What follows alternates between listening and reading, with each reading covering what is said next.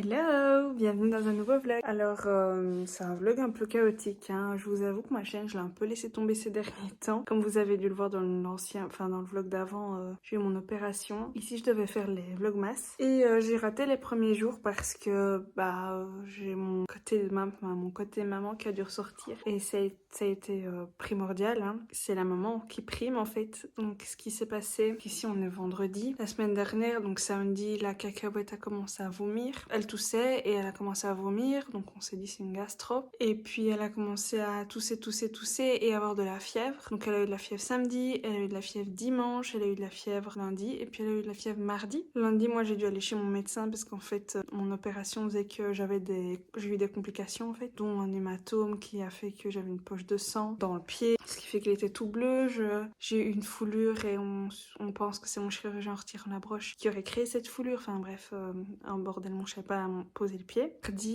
Donc j'ai essayé d'avoir un rendez-vous chez le pédiatre parce qu'elle toussait, elle avait de la fièvre et ça m'inquiétait quand même. On attendait le pédiatre, en fait nous mettons rendez-vous. Passé 16 heures, le pédiatre ne nous a pas sonné. Donc moi j'ai pris l'initiative en fait de la conduire aux urgences en me disant il faut qu'on trouve ce qu'elle a, ne fût-ce qu'avoir un traitement en fait. Parce que la femme de consultation m'avait dit écoutez, nous on n'a plus de rendez-vous pédiatre avant la semaine prochaine, il faut aller aux urgences. Et je n'étais pas partisane d'aller aux urgences, on n'a jamais envie d'aller aux urgences. Je tombais sur un pédiatre en plus hyper acariâtre qui me dit qu'est-ce que vous faites là, pourquoi vous venez spécifiquement aujourd'hui. Donc je lui explique que c'est en consultation, on m'a remballé, on m'a dit de venir aux urgences et je dis écoutez, depuis aujourd'hui elle a bu qu'un biberon et elle n'a pas bu d'autre. Donc ils l'auscultent, ils me disent qu'elle a une entre guillemets simple rhinopharyngite, mais au vu de ses antécédents etc, ils ont sonné au pédiatre de garde qui était ma pédiatre et ils décident de l'hospitaliser en fait pour déshydratation. En fait elle était déshydratée, la cacahuète, et elle ne s'alimentait plus. Donc on a été hospitalisé 3 jours et 2 nuits, elle ne faisait que pleurer, la température a commencé à monter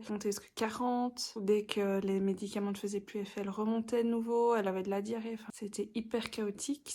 J'ai décidé de rester avec elle, bien que papa voulait aussi. Je trouvais que ma place était auprès de mon enfant, même si j'avais très très mal aux pieds. Je voulais absolument. J'aurais pas pu en fait passer la nuit à la maison et bien dormir alors que ma fille est à l'hôpital, donc j'aurais pas pu. Et puis on nous a dit qu'en fait elle était positive au RSV, donc c'est un virus des voies respiratoires qui donne des bronchiolites et ça court beaucoup en ce moment. Et donc du coup tous les jours le médecin venait etc. On a diminué sa perf, elle a commencé à mieux remanger et puis en le sculptant ils se sont rendus compte que finalement la rhinopharyngite était tombée dans les bronches, donc elle a fait une bronchiolite et donc on a pu ressortir qu'un traitement etc. Mais on devait surveiller son alimentation, elle mange un repas sur 2. Ici elle en a mangé 3 mais elle les a pas finis, donc on fait super attention à ce qu'elle mange. C'est compliqué. Actuellement encore, moi j'ai encore la grosse phobie de la déshydratation. Elle a été hospitalisée 2 fois pour déshydratation sévère l'année dernière. Elle a même été sondée, etc. Et j'ai pas envie de retourner là-dedans. Donc voilà pourquoi je vous ai pas pris ces derniers temps, parce que j'ai été surveillée, etc. Et j'avais pas le cœur à filmer. Et puis j'ai pas fait grand chose non plus. Donc voilà. Donc voilà où on en est aujourd'hui. Donc j'espère qu'elle va aller mieux, que ça va aller. Et Inch'Allah, tout ira bien. Bon, aujourd'hui, je vous reprends déjà pour vous donner des nouvelles, pour vous dire que les vlogmas ont enfin commencé. Donc normalement ça devrait aller maintenant. Parce que j'avais pas envie de filmer à l'hôpital, ça c'était pas possible. Donc j'ai pas de vlog de secours. Donc il faudra vraiment que je m'y mette à filmer tous les jours. Et le premier vlogmas, ça va être la préparation de Saint-Nicolas. Donc nous en Belgique on fait Saint-Nicolas et Noël. Donc Saint-Nicolas c'est une tradition belge et je pense qu'en Allemagne ils le font aussi. Et c'est un bonhomme qui est comme ceci, hop, là. Voilà. Et donc, il apporte des jouets aux enfants sages et ou du charbon. Il met du charbon. Je suis sur des enfants méchants, donc il y a Père Fouettard qui met du charbon. Mais ici, Jade était sage, donc elle a gagné son cadeau.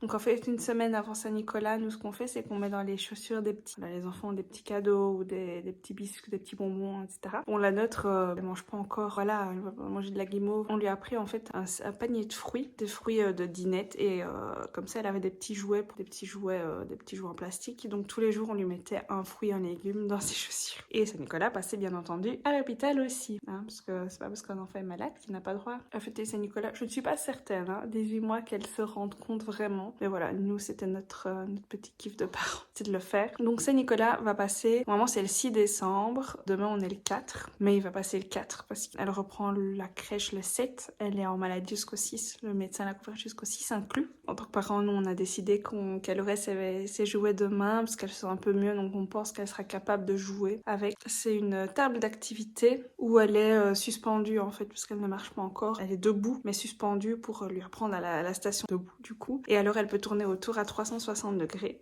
pour lui apprendre la marche aussi. C'est pas un trotteur, mais c'est une table d'activité où elle peut bouger. Donc on verra bien. Et elle a d'autres cadeaux chez sa marraine, et chez les grands-parents aussi. Aujourd'hui, on s'attaque à ça. Donc on va installer le jouet. Il était chercher des petits bonbons pour elle quand même. Les assiettes de Saint-Nicolas pour les nièces et les neveux. Il a sa filleule qui a aussi une petite voiture mini télécommandée. Donc Nicolas passe aussi pour les filleuls. Donc voilà où on en est. Donc on va installer la table pour Saint-Nicolas, je vous prends avec moi et puis je vous filmerai alors demain matin. Et dans le prochain vlogmas, je vous montrerai le déballage du cadeau, et je vous montrerai un petit peu comment ça fonctionne au niveau des cadeaux. Et puis cette semaine, gros plan, on va faire aussi le sapin parce que j'ai pas encore fait le sapin avec tout ça. Et nous on attend toujours que Saint-Nicolas passe avant de mettre le sapin pour bien séparer. Enfin moi je tiens à ce que les deux fêtes soient bien séparées. Bon allez, je vous laisse, je vais mettre le babyphone, j'ai pas mis le babyphone et on va commencer à mettre en place le cadeau de Saint-Nicolas. Et je suis désolée, vous n'êtes pas cadré du tout. One again. Et alors vous entendez aussi le chien qui grogne parce que je crois qu'il en a marre que je parle. Allez, on va faire ça. Et voilà, la petite table de Saint-Nicolas est prête. On a mis le reste des fruits. Qu'elle a versé tous les jours dans les chaussures. D'ailleurs, on voit les chaussures qui sont là avec des petits fruits dedans. Alors, on lui a pris des petits snacks et des petits biscuits aux pépites de chocolat. Et c'est quoi? C'est des petits chips, je pense. Et des chips, oignons et fromage. Ça, je sais pas si elle mange, hein. Mais au moins, elle peut manger quand même quelque chose parce que c'est pas parce qu'on a 18 mois qu'on n'a pas le droit d'avoir aussi ces petits snacks. Je me rends compte que je vous ai abandonné et j'ai oublié de clôturer ce vlog. Donc j'espère qu'il vous a plu. N'hésitez pas à vous abonner, à laisser un petit commentaire, mettre un petit j'aime, tout ça. Et on se retrouve demain dans un nouveau vlog. Ciao, ciao.